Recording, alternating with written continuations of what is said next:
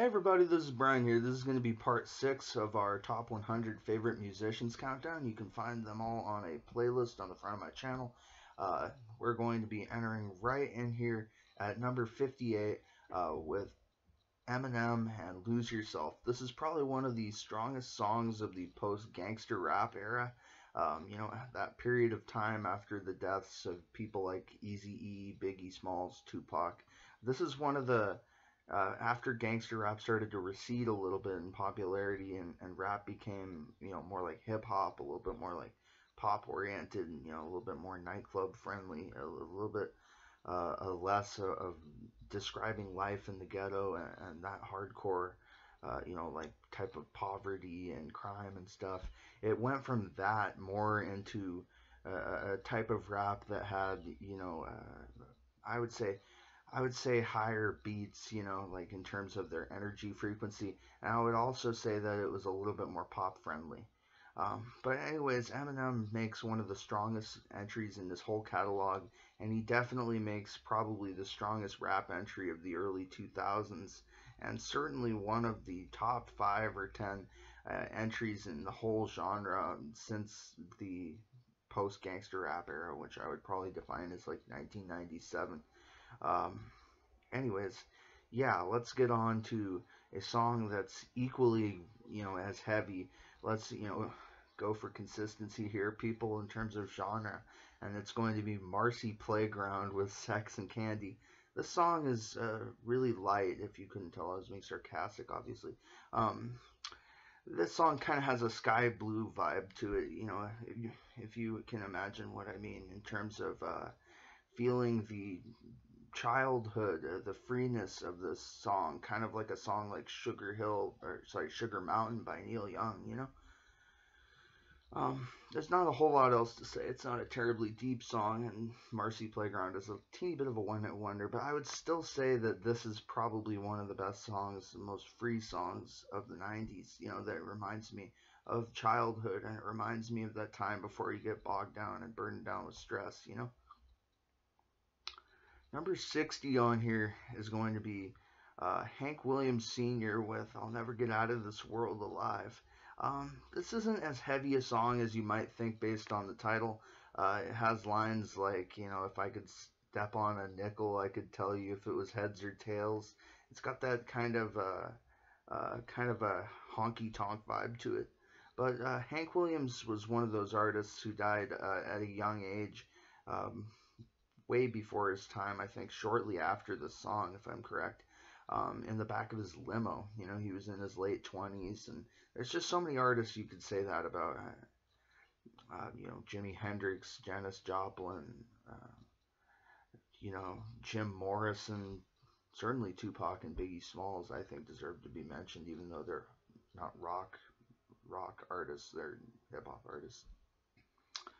But yeah, this is certainly an excellent song in terms of if you're feeling a little bit down, but you don't want a song that completely crushes your mood. This isn't like Sober by Tool or something really really heavy like that. This is more the type of song that you can kind of bob your head to if you're having a crappy day. Let's get on to number 61, which is going to be Blue Oyster Cult with Joan Crawford. This song has kind of a weird video. I never really understood the video, and it has kind of that typical sci-fi almost infusion, kind of that's typical of Blue Oyster Cult music.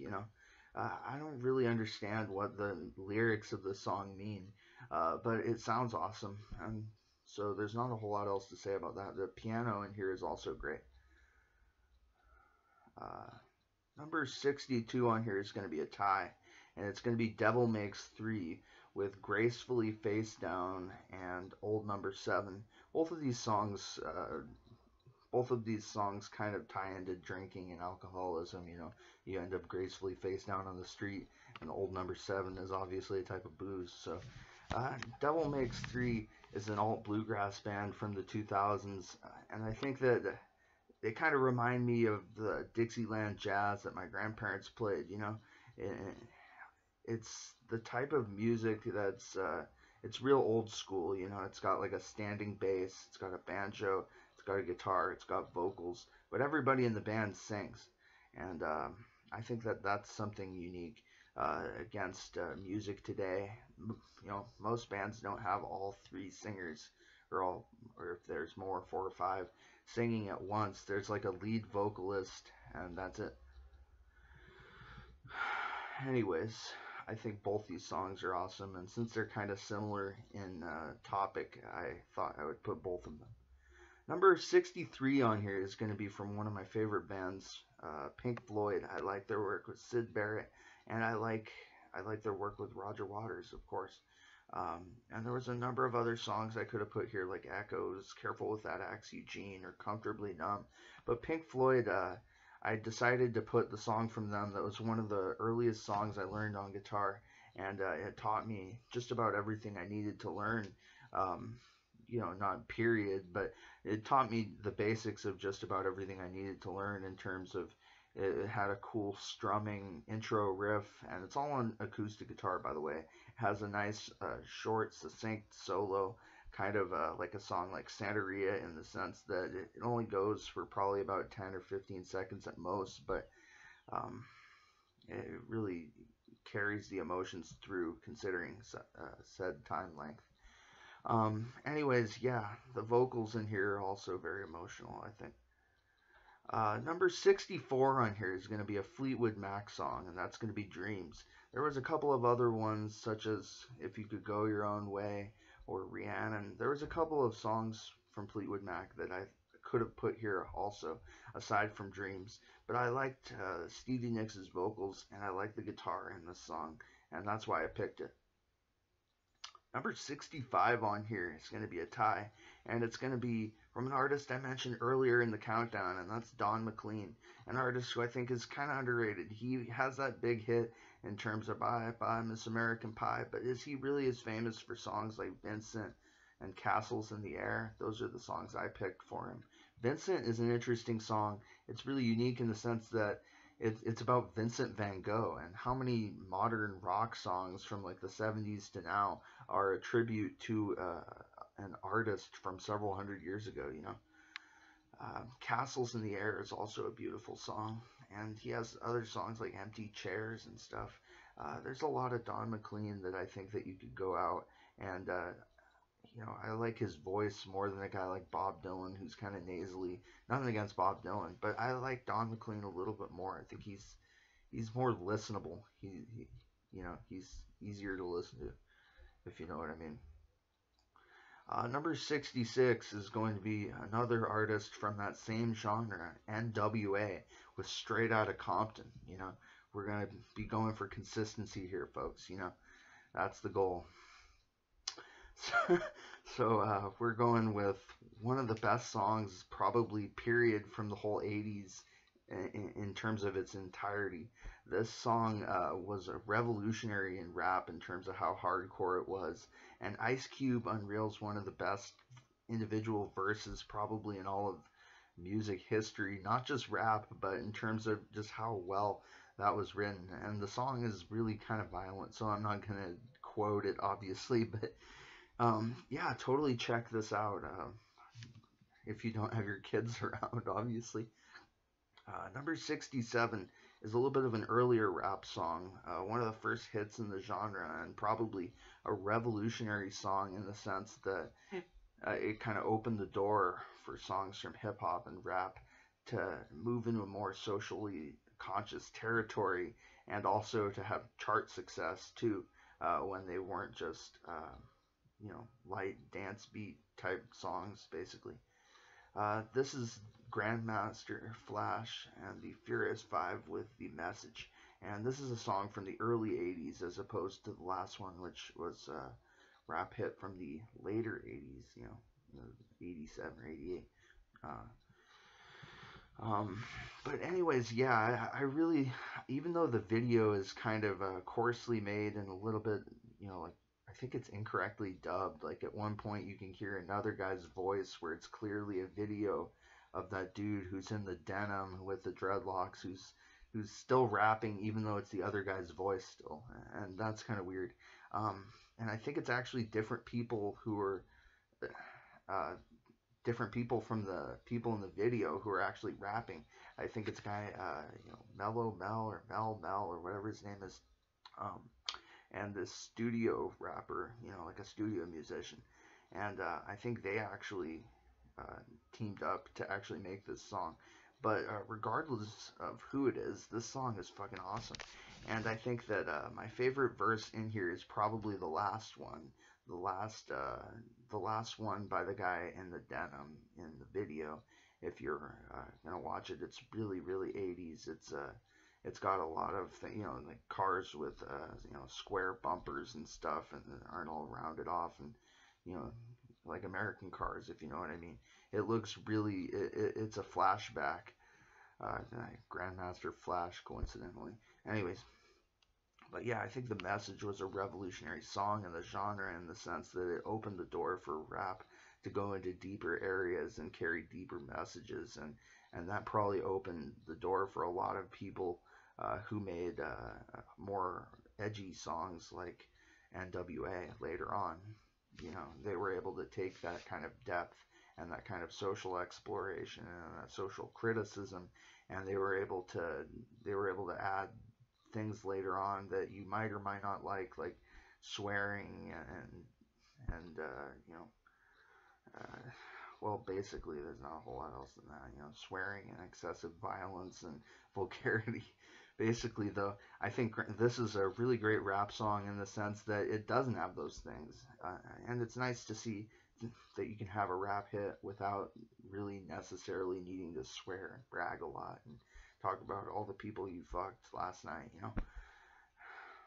Number 68 on here is going to be completely different genre. It's going to be Creedence Clearwater Returns with Susie Q. I didn't actually know that Creedence Clearwater was a band from California. They sound really authentic in terms of sounding like Southern rock or sounding kind of like a folk rock band from the Midwest, but they're actually from like Berkeley, I think. John Fogerty really makes an authentic band here. I know this is a cover, but I'm actually pretty amazed that Creedence Clearwater is actually a band from California. So yeah, Susie Q, though, there's a part 1 and a part 2 of it. I have a cover up on my old channel.